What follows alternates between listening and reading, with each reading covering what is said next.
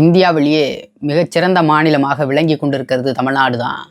தமிழ்நாடு தான் இந்தியாவை தாண்டி பல்வேறு நாடுகள்லேருந்து பெரும் முதலீட்டுகளை கொண்டு வந்து இங்கே சேர்த்துருக்குறோம். லட்சக்கணக்கான இளைஞர்களுக்கு வேலை வாய்ப்பை ஏற்படுத்தியிருக்கிறோம் என்றெல்லாம் திராவிட மாடல் முதல்வர் M.K. ஸ்டாலின் அவர்கள் தற்பெருமையை பேசி கொண்டிருக்கார் இல்லையா? அந்த தற்பெருமையுடைய லட்சணம் என்னவென்று இன்றைக்கு தஞ்சை பகுதியான டெல்டா பகுதிகளில் 20 லட்சம் நெல் மூட்டைகள் மழையில் நனைஞ்சு வீணாகி இருக்கிறது. அது குறித்து மிக தெளிவான ஒரு அரசியலை தான் இன்றைக்கி பார்க்க இருக்கிறோம். வாங்க போய் பார்க்கலாம்.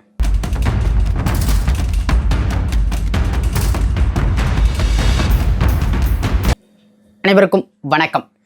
நான் உங்கள் புகழேந்தி. மிக நீண்ட நாட்களுக்கு பிறகு உங்களோட இணைவதில் எனக்கு பெரும் மகிழ்ச்சி. இன்றைக்கி என்ன அப்படின்னம்னா, உழவன் கணக்கு பார்த்தா உழக்க கூட மிஞ்சாது அப்படின்னு ஒரு பழமொழி இருக்குது எங்கள் ஊர் பக்கங்களில். எங்கள் ஊர் பக்கம்னு இல்லை, ஒட்டுமொத்தமாக விவசாயம் பார்க்கக்கூடிய எல்லாருக்கும் இந்த பழமொழி தெரியும். கிராமங்களில் பிறந்த எல்லோருக்குமே இது குறித்து நம்ம தெளிவான ஒரு விளக்கம் இருக்கும். ஏன் இதை சொல்கிறோம் அப்படின்னு. இதை ஏன் இங்கே சொல்கிறேன் அப்படின்னா, தமிழ்நாட்டினுடைய முதலமைச்சர் நான் தான் டெல்டாக்காரன், உண்மையான டெல்டாக்காரன் நான் தான் என்று சொல்லி 2020-21 நினைக்கிறேன், அந்த காலகட்டங்களில் டெல்டா மாவட்டங்களில் வயல்வெளிகளில் கிழக்கும் மேற்குமாய் வடக்கும் தெற்குமாய் திரிந்து பல்வேறு புகைப்படங்களை ஃபோட்டோ ஷூட் எடுத்துக்கொண்டு காணொலிகள் எடுத்துக்கொண்டு மாறுதட்டி சொல்லி கொண்டிருந்தார் தமிழ்நாட்டினுடைய தற்போதைய இருக்கிற முதலமைச்சர் அவர்கள். அப்படியே இந்த பக்கம் திரும்பினோம்னா, நடிப்பு அரக்கன், நான் தான் சூப்பர் ஸ்டார் என்று சொல்வது போல தமிழ்நாட்டினுடைய எதிர்க்கட்சி தலைவர் 2020 கட்சி தொடங்கி 2021 தேர்தலை சந்தித்து ஒரு கெடு வாய்ப்பாக திடுதிப்புன்னு அண்ணா அவர்கள் ஆட்சியை பிடித்தது போல ஐயா எடப்பாடி அவர்கள் ஆட்சியில் தமிழ்நாட்டுடைய சட்டப்பேரவை தேர்தலில் எதிர்க்கட்சி தலைவராக அமர்ந்தது போல இவர் நேற்றைக்கு டெல்டா மாவட்டங்களில் போய் சுற்றி திரிவதென்ன, நெல் மணிகளை அள்ளி கொண்டு இதெல்லாம் இப்படி நடப்பதென்ன என்றெல்லாம் புலம்புவதையும் அப்படியே மக்கள் மத்தியில் நடிப்பதையும் பார்க்கும்போது எனக்கு ஒருத்தர் ஞாபகம் வந்தார். அதனால தான் தலைப்பே வச்சுருக்கேன், நடிப்பு அரக்கன் எடப்பாடியார் அப்படின்னு. 2 பேருமே நடிகர். என்ன, இவர் திரையில் நடிப்பார் M.K. ஸ்டாலின் அவர்கள். இவர் மக்கள் மத்தியில் இப்போ தான் நடிக்க தொடங்கியிருக்கிறார். ஏன்னா இவர் ஏற்கனவே பெரும் நடிகர். இவர் இப்போ தான் நடிக்க தொடங்குறாப்புல எங்கள் ஐயா எடப்பாடி பழனிசாமி அவர்கள். ஏன் நான் சொல்கிறேன்னா, டெல்டா மாவட்ட பகுதிகளில் மட்டுமே கிட்டத்தட்ட 20 லட்சம் நெல் மூட்டைகள் கொட்டும் மழையில் நனைஞ்சி முளைச்சி நாசமாகியிருக்கிறது. இதனுடைய முக்கியமான காரணம் என்ன அப்படின்னு பார்த்தோம்னா, விவசாயிகள் வைக்கக்கூடிய குற்றச்சாட்டு எங்களுக்கு கிடங்குகள் இல்லை அப்படின்னு.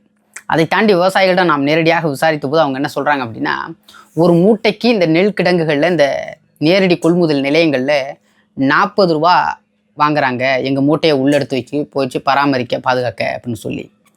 இப்போ இந்த 40 ரூபாய் எதற்காக வாங்குறீங்க அப்படின்னு அந்த மூட்டை இறக்குறவங்கள்ட்ட போய் கேட்டோம்னா, அவங்க ஒன்று சொல்கிறாங்க, 40 ரூபாயா, 40 ரூபாலாம் நாங்கள் வாங்குறது இல்லையே, எங்களுக்கு 15 - 18 அல்லது 20 ரூபாய் மட்டும்தான் கிடைக்கும், மீதி 20 ரூபாய் எங்களுக்கு இல்லை அப்படின்னு சொல்கிறாங்க. என்னடா அது பெரும் அதிர்ச்சியாக இருக்குது அப்படின்னு பார்த்தோம்னா, மீதி உள்ள 20 ரூபாய் எங்கே போயிருக்கோம், அதை யார் கையாண்டிருப்பாங்க அப்படின்னு உங்களுக்கும் தெரியும். ஏன்னா இந்த 20 ரூபா வாங்குறாங்கல்ல மூட்டை இறக்குறவங்க, இவங்க நேரடியான அரசு ஊழியர்கள் அல்ல. அவர்கள் ஒரு ஒப்பந்த தொழிலாளிகள் மாதிரி தான். ஒப்பந்த தொழிலாளிகள் கூட சொல்ல முடியாது, அவங்க ஒரு ஊழியர்கள், அவ்வளோதான். ஒரு தொழிலாளி, கூலி தொழிலாளி மாதிரி ஒரு தொழிலாளி. அதிகபட்சம் அவர்களுக்கு 2 அல்லது 3 மாதங்கள் மட்டும்தான் அவங்களுக்கு வேலைவாய்ப்பு. அதிகபட்சமாக 100-110 நாட்கள் மட்டும்தான் வேலைவாய்ப்பு. அந்த நேரடி இறக்குமதி இருக்கு இல்லையா, நெல் நேரடி கொள்முதல் நிலையம் இருக்கு இல்லையா, அங்கே அந்த 3 அல்லது 4 மாதங்கள், இந்த 100-150 நாட்களுக்குள்ளே தான் அவங்களுக்கான வேலைவாய்ப்பே அங்கே இருக்கும். அதன் பிறகு அவங்களுக்கு அங்கே அந்த வேலைவாய்ப்பு இல்லை. அவர்கள் ஒரு கூலி தொழிலாளி மாதிரி தான். மூட்டை இறக்குனா காசு, எத்தனை மூட்டை இறக்குறாங்களோ அத்தனை மூட்டைக்குள்ளே காசு. ஆனால் இதுலேயே மறைமுகமாக அரசு 40 ரூபாய் என்று சொல்லி கொள்ளையடிக்கிறது. இது மட்டுமா விவசாயிகளுக்கான பிரச்சனை?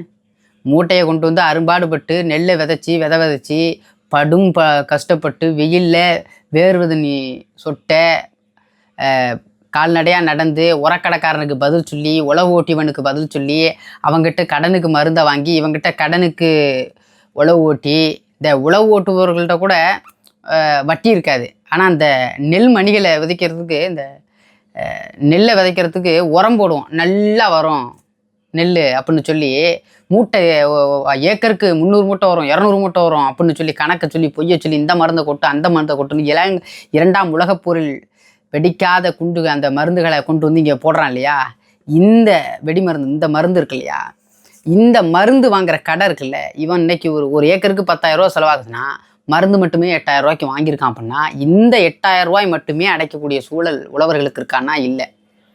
வருஷ வட்டி, ஒரு வருஷம் விளைஞ்சி இந்த விளைச்சலை எடுத்து கொண்டு போய் தான் இந்த விற்பனை செய்து இந்த விற்பனை காசுலேருந்து தான் உழவர்கள் இந்த கடன் அடைக்கணும். இந்த 8,000 ரூபா மருந்து வாங்கினால அந்த கடன் அடைக்கணும். ஆனால் 8,000 ரூபா மட்டும்தான் அடைப்பானான்னா இல்லை. இந்த 8,000 ரூபாய்க்கு வருடத்திற்கு ஆண்டுக்கு என்ன வட்டியோ அதை போடுவான். அப்போ என்ன விவசாயிகள் கையில் கிடைக்கும் அப்படின்றத நீங்களே பார்த்து தெரிஞ்சுக்கலாம். இதுக்காக தான் சொல்லியிருக்காங்க, உழவன் கணக்கு பார்த்தா உழக்க கூட மிஞ்சாது அப்படின்னு. அரும்பாடுபட்டு கஷ்டப்பட்டு வெயிலில் வெம்பாடுபட்டு உழைச்சி கொண்டு வந்து நெல்மணிகளை விற்கணும், நேரடி விற்பனை கூடங்களில் விற்கணும்னு அது நின்னா, இங்கே ஆதார் கார்டை வாங்கிக்கிட்டு இன்னைக்கு வா நாளைக்கு வா நாளன்னைக்கு வான்னு குறிப்பிட்ட ஒரு சிலரை மட்டும் வாங்கிக்கிட்டு மீதி உள்ளவங்கெல்லாம் கிடங்கில் போட்டுறது, வெயிட்டிங், அந்த காத்திருப்பில் வச்சுக்கிறது. இவங்க இந்த இப்போ தான் தமிழ்நாட்டுடைய முதலமைச்சர் அவர்கள் என்ன சொல்கிறாருன்னா, இந்த மழைக்காலங்களில் 17% அந்த ஈரப்பதத்தில் 22% உயர்த்தணும் அப்படின்னு சொல்லி மத்திய அரசுக்கு கடிதம் எழுதுறாரு. எனக்கு என்ன ஒரு கேள்வி எழும்புதுன்னா, நீங்கள் நேற்றைக்கு முதலமைச்சராக இல்லை, திடீர்னு ஆட்சி நீங்களும் பிடிக்கலை. தமிழ்நாட்டுடைய எதிர்க்கட்சி தலைவராக இருக்கக்கூடிய ஐயா எடப்பாடி பழனிசாமி அவர்களும் நேற்று கட்சி தொடங்கி திடீர்னு இன்னைக்கு எதிர்க்கட்சி தலைவராக வரல. 2 பேரும் மாறி மாறி ஆண்டிருக்கீங்க. உங்கள் கட்சிகள் தான் ஆண்டிருக்கு. ஐயா எடப்பாடி பழனிசாமி அவர்கள் 3.5 ஆண்டுகளுக்கு மேலாக 4 ஆண்டுகள் ஆண்டிருக்காருன்னா, நீங்கள் உங்கள் அப்பா இருக்கும்போது துணை முதல்வர்களாக இருந்திருக்கீங்க. விவசாயிகள் குடும்பத்திலிருந்து வந்தோம்னு சொல்லுவீங்க. நாங்கள் விவசாயிகள் தான், உண்மையான விவசாயிகள் தான், நான் தான் உண்மையான டெல்டாக்காரன் என்று மாறி மாறி உங்கள் நடிப்பு திறனை அள்ளி கொட்டிக்கிட்டு இருக்கீங்க இந்த மக்கள் மத்தியில். உங்களுக்கு தெரியாதா விவசாயிகள் என்ன பாடுபட்டு அந்த நெல்லுமடியில கொண்டுக்கிட்டு வர்றான்னு? தெரியாதா உங்களுக்கு? என்னமோ நேற்றுக்கு ஆட்சியை பிடிச்சி இன்னைக்கு வந்து திடுதுப்புன்னு ஆகா விவசாயிகளுக்கு நெல் கிடங்கு இல்லாமல் எவ்வளோ கஷ்டப்படுறாங்களா அப்படின்பது போல் நீங்கள் செயல்பட்டுக்கிட்டு இருக்கீங்க. இன்னைக்கு மத்திய அரசுக்கு நீங்கள் கடிதம் எழுதுனீங்க, ஈரப்பதத்தை கூட்டணும் அப்படின்னு. தெளிவாக நீங்கள் நான் பொருளுக்கு புரிஞ்சுக்கணும். விவசாயிகள் மழைக்காலங்களில் இந்த அறுவடை முடிஞ்சு காய வச்சு நேரடி கொள்முதல் நிலையத்துக்கு கொண்டு போவான். அதில் 17% ஈரப்பதம் இருந்தால் போதும்னு இருக்கும். இப்போ மழை பெய்யக்கூடிய காலங்கள்னு வந்துருச்சுன்னா, திடீர்னு மழை பெஞ்சிருச்சுன்னா அப்போ ரோட்டில் கொண்டு கொட்டி உலாத்த முடியாது. ஏன்னா விவசாயிகளும் பெரும் கிடங்குகளை வச்சுருக்க மாட்டான். அது பெரும் மந்திரிகள், பெரும் செல்வந்தர்கள் வேணால் பெரும் குடான்களை வச்சுக்கிட்டு அதில் காய வச்சு உலர்த்தி உங்களுக்கு கொண்டு வந்து கொடுப்பானே ஒழிய, 2 ஏக்கர் வச்சுருக்கோம், 3 ஏக்கர் வச்சுருக்கோம், 5 ஏக்கர் 10 ஏக்கர் வச்சுருக்கோம்லாம் பெரிய கிடங்குலாம் வச்சுருக்க மாட்டான். ரோட்டில் கொட்டி அதை காய வச்சு கொண்டு வந்து நேரடி கொள்முதல் நிலையங்களில் கொடுப்பான். அந்த சூழலில் இருக்கக்கூடியதில் பெரும் முதலாளிகள்லாம் கம்மியான பேர். ஆனால் ஏழை எளிய விவசாயி 2 ஏக்கர் 1 ஏக்கர் 1/2 ஏக்கர் காணி வச்சுருக்கவன்லாம் எத்தனை பேர் இருப்பான்னு நீங்களே கணக்கெடுத்துங்க. அப்போ நீங்கள் முன்னெச்சரிக்கையாக என்ன பண்ணணும்னா, நீங்கள் முன்னாடியே மனு எழுதியிருக்கணும். 17%லேருந்து 22% வரைக்கும் நீங்கள் இந்த ஈரப்பதம் உள்ள நெல்களை கொள்முதல் நிலையங்களை நம்ம வாங்கிக்கணும் அப்படின்ற மாதிரி நீங்கள் அனுமதியை மத்திய அரசுக்கிட்ட வாங்கியிருக்கணும். நீங்கள் கடிதம் எழுதியிருக்கணும். என்னமோ திடீர்னு நடந்த விபத்து மாதிரி இன்னைக்கு கடிதம் எழுதிக்கிட்டு இருக்காரு. இதில் பெருமையாக சொல்லிக் கொள்வார், நான் தான் டெல்டாக்காரன். டெல்டாக்காரனா உண்மையாக விவசாயிகள் பக்கம் இருக்கணும், விவசாயிகளின் வழி புரிஞ்சிருக்கணும். விவசாயிகளின் வழி என்னவென்று இவருக்கு தெரிஞ்சிருக்குமா? தெரிஞ்சிருக்காது. அரும்பாடுபட்டவன். இந்த அரசு நேரடி கொள்முதல் இருக்கு இல்லையா, இந்த அரசு நேரடி கொள்முதல் நிலையங்களில் விவசாயிகளுடைய நெல்கள் நேரடியாக எடுக்கப்படுதானா? இல்லை. அமைச்சர், பெரும் முதலாளிகள் 500 ஏக்கர் 1000 ஏக்கர் 2000 ஏக்கர் 2500 ஏக்கர் வச்சுருப்பான்ல, அவங்கிட்ட முதல்ல போய் நெல்லெல்லாம் எடுத்துக்கிறது. அதுக்கு சொந்தக்காரன் மாமா மச்சான் பங்காளி அவனாக இருப்பான்ல, அவன் ஒரு 500 ஏக்கர் வச்சுருப்பான்ல, அவங்கிட்ட 100 ஏக்கர் வச்சுருக்கான்ல, அவங்கிட்ட இந்த நெற்கெல்லாம் வாங்கி வச்சு பாதுகாத்துக்கிட்டு அதுக்கப்புறம் இந்த ஏழை எளிய விவசாயி மக்கள்கிட்ட வந்து இந்த கியூவில் நெல் இந்த இன்னைக்கு கொடு, நாளைக்கு கொடு, நாளன்னைக்கு வா, இங்கே குடோன் இருக்குது, இந்த குடோனில் இடம் இல்லை, இதை ஏற்றுனதுக்கு அப்புறம் தான் வரணும், இப்படியாப்பட்ட சிக்கல்களை அரசு அதிகாரிகள் கொடுக்குறீங்க. எனக்கு என்ன தோணுது அப்படின்னா, எனக்கு ஒரு கேள்விகள் எழும்புது. என்ன அப்படின்னா, பெரும் முதலாளிகள்கிட்ட மட்டும் எடுத்துக்கிற மாதிரி இருந்தால் இந்த தமிழ்நாட்டினுடைய அரசியலில் இந்த தமிழ்நாட்டுக்கு தேவையான அரிசி உங்களுக்கு கிடைச்சிருச்சு, நெல் கொள்முதலை எடுத்துக்கிட்டீங்க அப்படின்னா எதற்காக ஆந்திராவிலிருந்து நெல்லை இறக்குமதி செய்கிறீங்க? அரிசியை எதற்காக இறக்குமதி செய்கிறீங்க? எனக்கு பெரிய கேள்வி எழும்புது. தமிழ்நாட்டில் இவ்வளோ சிக்கல் இருக்குது. தமிழ்நாட்டில் கிட்டத்தட்ட இந்த நேரடி கொள்முதல் நிலையங்கள்லேருந்து எடுக்கக்கூடிய நெல்கள் இருக்கு இல்லையா, அது அரைச்சி எங்கே கொண்டு போகப்படுது இந்த அரிசி அப்படின்னா 34,800 கடைகளோ என்னமோ இருக்குது. 34,000க்கும் மேற்பட்ட கடைகள் தான் இருக்குது. தமிழ்நாடு விநியோகம், அதாவது எங்கன்னா ரேஷன் கடைன்னு இருக்கு இல்லையா, இந்த ரேஷன் கடையில் மக்களுக்கு இலவசமாகவும் குறைந்த விலையிலும் அரிசிகள் கொடுக்கப்படுது. அப்போ இந்த அரிசிகள் தேவை தமிழ்நாட்டிற்கு இருக்குது. தமிழ்நாட்டுக்கு தேவை இல்லை, தமிழ்நாட்டுக்கு பெரும் அளவில் தண்ணீர் அடைஞ்சிருச்சு தமிழ்நாடு நெல்லில் அப்படின்னா மற்ற மாநிலங்களுக்கு நீங்கள் ஏற்றுமதி செய்யலாம். அதை விட்டுட்டு இங்குள்ள விவசாயிகள்லாம் மழையில் போட்டு ஒம்பாடுபட்டு அரும்பாடுபட்டு அவங்க கொண்டு வந்த நெல்லெல்லாம் மழையில் நனைய வச்சு முளைக்க வச்சு அவனை வீணாக்கி மருந்தை குடிச்சு தூக்குல தொங்கக்கூடிய நிலையை உருவாக்கி விட்டு ஆந்திராவிலிருந்து நீங்கள் அரிசி இறக்குமதி செய்ய வேண்டிய அவசியம் என்ன இருக்குது? அப்புறம் தமிழ்நாட்டினுடைய முதலமைச்சராக இருக்கக்கூடியவர், இந்த மாநிலத்தின் முதலமைச்சர், இந்த மண்ணில் நீங்கள் வந்து உங்களுடைய ஆட்சி அதிகாரத்தை எல்லாவற்றையும் பயன்படுத்தி எங்கள் அதிகாரத்தை எங்கள் தமிழ்நாட்டின் மாநிலத்தின் முதலமைச்சராக உங்களை நாங்கள் தேர்வு செய்து உங்களை ஆட்சி அதிகாரத்தில் உங்கள் சொந்த மாநிலம் ஆந்திராவில் கூட இந்த மாதிரி நீங்கள் வாழ்ந்துருக்க முடியாது. சுகபோக வாழ்க்கையை வாழ வைக்கிற எங்களை நடுத்தெருவில் நிறுத்தி விவசாயிகளின் வயிற்றுல அடித்து தூக்குல தொங்க விடாத கரையாக தொங்க விட்டுக்கிட்டு இருக்கீங்க. நீங்கள் உங்கள் மாநிலத்திலேருந்து இந்த நிலையில் விவசாயிகளை எங்கள் மாநிலத்தில் வச்சுட்டு நீங்கள் பிறந்த மண்ணான உங்கள் ஆந்திராவிலிருந்து அரிசி இறக்குமதி செய்யுங்க. ஏன் இங்கே யாருமே விவசாயிகள் இல்லையா? விவசாயிகள் இல்லைன்னா விவசாயம் பக்கம் திரும்புங்கன்னு மக்களை திசை திருப்புங்க. விவசாயம் பின்தங்கி போய்கிட்டு இருக்கு தமிழ்நாட்டுடைய மாநிலம். அப்போ நம்ம விவசாயம் செய்யணும், அரிசி நமக்கே போதாக்குறையாக இருக்குன்று மிக தெளிவாக மக்களிடத்தில் கொண்டு போய் சேர்த்துருக்கணும். இது எதுவுமே செய்யாமல் நீங்கள் பாட்டுக்கு இங்கே இருக்கக்கூடிய நெல் நேரடி கொள்முதல் நிலையங்களுக்கு சரியான கிடங்குகள் கொடுப்பதில்லை. அந்த மூட்டை இறக்குறவனுக்கு 20 ரூபா தான் ஊதியம். ஒரு நாளைக்கு ஒரு மூட்டை இறக்கினா 20 ரூபா தான் சம்பளம். ஒரு மூட்டைக்கு 20 ரூபா அவன் வாங்குறான். ஆனால் அங்கேருந்து ஒரு 40 ரூபா, அங்கே ஒரு 20 ரூபா அரசு கொள்ளை அடிக்குது. இந்த புறம் எல்லாவற்றைக்குமாக கோடி கோடியாக ஒதுக்கக்கூடியவர்கள். கார் பந்தயத்துக்கு ஒதுக்குறீங்க, பெரும் பெரும் நிறுவனங்களுக்கு தனியாக ரோடு ஷோவுக்கு பணம் ஒதுக்குறீங்க, சமாதி கட்ட காசு கொட்டி இறைக்கிறீங்க. ஆனால் தமிழ்நாட்டினுடைய முதுகெலும்பாக செயல்பட்டு கொண்டிருக்கிற விவசாயிகளுடைய நிலையை இன்றைய வரைக்கும் ஆட்சி மாறினாலும் காட்சி மாறவில்லை என்பது போல இன்றைய வரைக்கும் விவசாயிகள் அரும்பாடுபட்டு உங்ககிட்ட பிச்சை எடுக்காத உரையா இந்த நெல்லை இந்த ரூபாய்க்கு வச்சுக்குங்கன்ட்டு சொல்லி காத்து கிடந்துக்கிட்டு இருக்கான். நீங்கள் எல்லாவற்றுக்கும் காசு இருக்குது, இலவசம் கொடுப்பதற்கு காசு இருக்குது, உங்கள் அப்பாவுக்கு சமாதி கட்ட காசு இருக்குது. ஏழை எளிய விவசாயிகள் அந்த கிடங்குல என்ன அவன் வருஷம் முழுக்கமாக வச்சுக்க போகிறான். அந்த 10 மூட்டை 20 மூட்டை நெல்லை, 30 மூட்டை 40 மூட்டை நெல்லை வச்சிருக்க போகிறது 20 நாளோ 30 நாளோ, அதிகபட்சம் 10 நாள். 10 நாளுக்குள்ள நீயே நெல் எடுத்துக்கணும். 10 நாள் இது. அந்த 10 நாள் அந்த நெல் மூட்டையை பாதுகாப்பதற்கு ஒரு படுதா கூட வழங்க முடியாத நிலையில தான் உங்கள் மாநில அரசு இருக்குது. அவனுக்கு ஒரு கிடங்கு கட்டி கொடுப்பதில் உங்களுக்கு என்ன சிக்கல் வந்துட போகுது? தமிழ்நாடு முழுவதும் மொத்தம் எத்தனை கிடங்குகள் வச்சுருக்கீங்க நீங்கள்? நேரடி கொள்முதலில் கிடங்கு எத்தனை வச்சுருக்கீங்க? முப்போகம் விளைந்த சோழ மண்ணில் இந்த நிலைனா அப்போ தமிழ்நாட்டின் பல்வேறு பகுதிகளில் என்ன நிலைன்னு பார்த்துங்க. ஒரு 4-5 நாட்களுக்கு முன்பாக தீபாவளி நெருக்கத்தில் எங்கள் அண்ணன் ஒரு காணொலி அனுப்பியிருந்தாங்க. நாகப்பட்டினத்தில் விவசாயி புலம்புகிறார். கீழே ஒரு சிமெண்ட் தரை கூட இல்லை, மண். அந்த நாங்கள் எங்கள் படுதாக கொண்டு வந்து போட்டு தான் நாங்கள் வந்து இங்கே நெல்லை காய வச்சு கொடுக்கக்கூடிய சூழல் இருக்குது என்று பேசுகிறார். நான் தான் டெல்டாக்காரன் என்று பேசிக்கிட்டு இருந்தீங்க இல்லையா? எங்கே போனீங்க? வெக்கமா இல்லையா? இதெல்லாம் உங்கள் கண்ணிலே படாதா? ஏழை எளிய விவசாயிகள் வயிற்றில் அடித்து அப்படி என்னத்தை பிழைக்க போகிறீங்க? நீங்கள் உங்கள் மண்ணை வாழ வைக்க வேண்டும் என்கின்ற எண்ணமே இருந்தால் இந்த மண்ணில் உங்களை வாழ வச்சுருக்கோம், உங்கள் குடும்பத்தை வாழ வச்சுருக்கோம், ஆட்சி அதிகாரத்தில் நாங்கள் கொடுத்துருக்கோம் பங்கு. எங்களை எப்போ வாழ வைக்க போகிறீங்க தமிழ்நாட்டுடைய முதலமைச்சர் அவர்களே?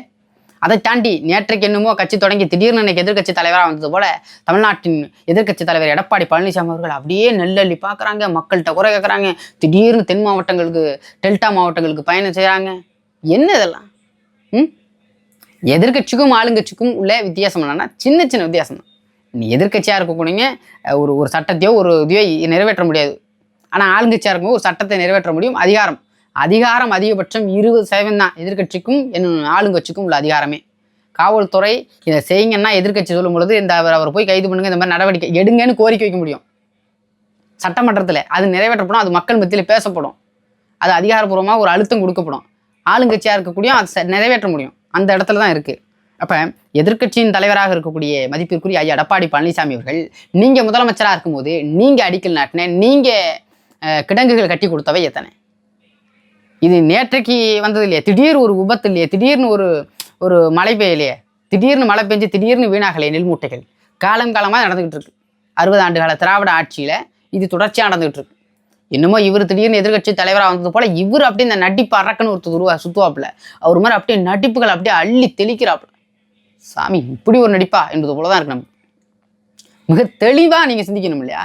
எதிர்கட்சியின் தலைவர் அவர்களுக்கு என்ன அருகதை இருக்குன்னு நீங்கள் போய் அவங்கள மட்டும் ஐயோ அப்படின்னு உங்கள் ஆட்சியில் இருக்கும்போது நீங்கள் 4 வருடமாக இருந்தீங்களே, நான் தான் உண்மையான விவசாயி, ஸ்டாலின் அவர்களுக்கு என்ன தெரியும் என்று பேசுனீங்க இல்லையா?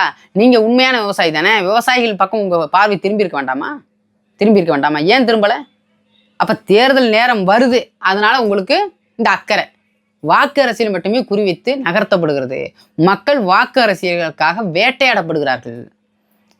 அன்றைக்கு எதிர்க்கட்சி தலைவராக இருக்கும்போது ஸ்டாலின் அவர்கள் என்ன தெற்கும் மேற்கும் வடக்கும் தெரிந்து ஒரு நடிப்பை நடித்தாரோ, அதே நடிப்பை மதிப்பிற்குரிய ஐயா எடப்பாடி பழனிசாமி அவர்களும் நடிக்கிறாங்க. அப்போ மக்களுக்காக பேசக்கூடியவர்களை மக்களாக்கி நீங்கள் தான் தேர்வு செய்யணும். மக்களுக்காக பேசக்கூடியவர்களை நீங்கள் தான் தேர்வு செய்து இவர் தான் சரியான தலைவர், இவர் தான் மக்களுக்காக பேசுகிறார், நமக்காக யார் பேசுகிறார் என்று முடிவு செய்யணும். வருடம் முழுவதும் மக்கள் பிரச்சனைக்காக குரல் கொடுக்கக்கூடியது நாங்கள், நாம் தமிழர் கட்சியும் நாங்களும் நாம் தமிழர் கட்சி பிள்ளைகளும் தான். ஆனால் தேர்தல் நேரம் வந்தால் போதும், அவர் எதிர்கட்சி இருந்தாலும் நடிப்பார், இவர் எதிர்கட்சி தலைவராக இருந்தாலும் நடிப்பார்.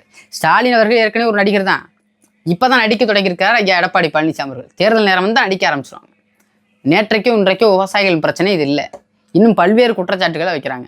ஒரு தார்பாய் கூட வாங்கி கொடுக்க முடியாத அரசு, வெக்கங்கெட்ட அரசு, இந்தியாவின் முதன்மை மாநிலம், பல்வேறு நாடுகளிலிருந்து பொருளாதாரத்தை நாங்கள் தான் கொண்டு வரோம், முதலீடுகளை கொண்டு வந்து பல்லாயிரக்கணக்கில் கொட்டியிருக்கோம், இளைஞர்களுக்கு பல்வேறு வாய்ப்புகளை கொடுத்துருக்குறோம் என்றெல்லாம் சொல்கிறீங்க இல்லையா?